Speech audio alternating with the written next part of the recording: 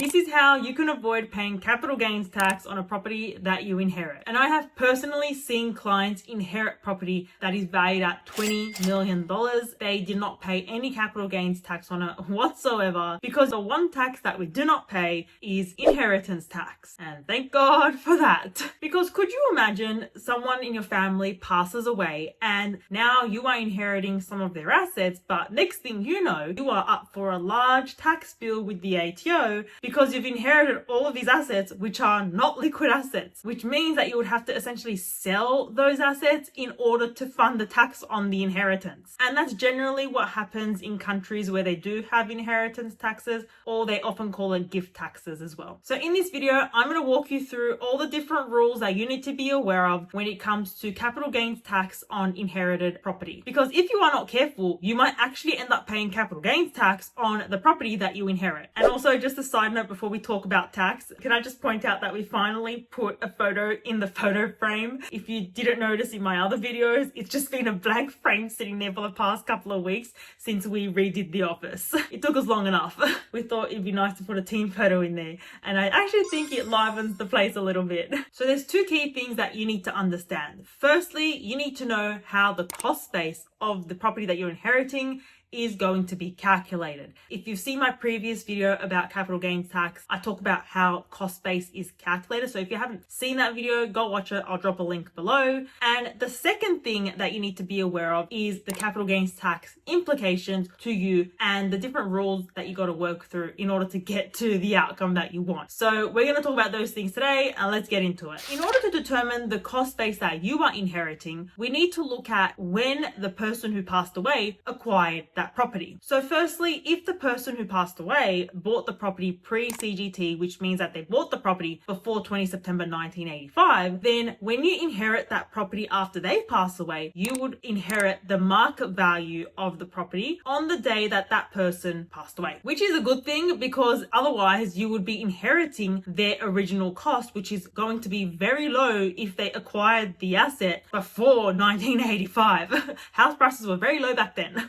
And so if you inherit a property that was acquired after 20 September 1985, that would make it a post-CGT property. And that means that you would then inherit the cost base of the person who passed away. So if the person who passed away bought the property for $1 million, then your cost base for capital gains tax purposes is also $1 million. So it matches their cost base. And the cost base that you inherit would be the cost base of the person the day that they died. So if they had done any capital works to the property, any improvements at all of those elements would contribute to the cost base that you inherit as well. That is everything you need to know about calculating the cost base of your inherited property. Let's move on to how we determine the capital gains tax implications of it. For all of these examples, I'm going to assume that the property that you are inheriting used to be the main residence of the person who passed away. So basically the person who passed away was living in that property as their family home. So there's a few different rules that we need to work through depending on the circumstances of your situation. So we're going to work through 4 different scenarios. Let's look at scenario number 1, which is a situation where the person who passed away had acquired the property before 20 September 1985. Then you can get away with not paying any capital gains tax. However, you need to sell the property within 2 years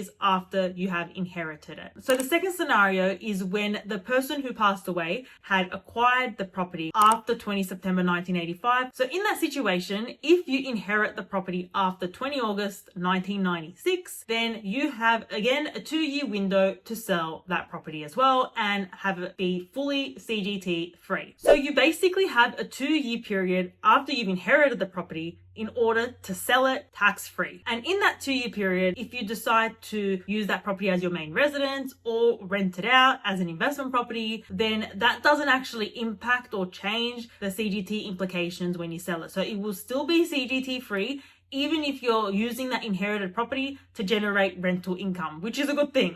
There are sometimes situations where after a person passes away, there is delays in administering their estate, or there's, family disputes around the will. So in situations like that where there is a delay in that property being inherited, which therefore would affect your ability to sell the property, then you can actually extend that 2-year deadline in those exceptional circumstances to give you a bit more time to get your affairs in order and still make use of the CGT exemption. So both those examples looked at a situation where you're inheriting somebody's main residence. But let's say you are instead inheriting somebody's investment property. You would need to pay capital gains tax when you eventually sell the property, even if you sell it within that 2-year period, because the tax rules look at what the person who passed away was using that property for. And in this situation where you've inherited an investment property, obviously the person who passed away was using that property to generate income, and if they had sold the property while they were still alive, then they would have paid capital gains tax on it. So when you inherit the property, you're inheriting that same use and therefore would pay capital gains tax when you sell it as well. But let's say you inherit a property that was used partially as a main residence and partially for investment purposes, then you would pay capital gains tax but at an apportioned rate. And I have personally seen clients inherit property that is valued at $20 million, and because they sold that property within that 2-year window, they did not pay any capital gains tax on it whatsoever. And so they were obviously over the moon about that. I mean, not the fact that their loved one passed away, but the fact that it's CGT free. So it is a very real thing that has a big impact on generational wealth transfer. It's very important that you actually understand the CGT implications behind inheriting an asset, because the tax that you pay could be huge.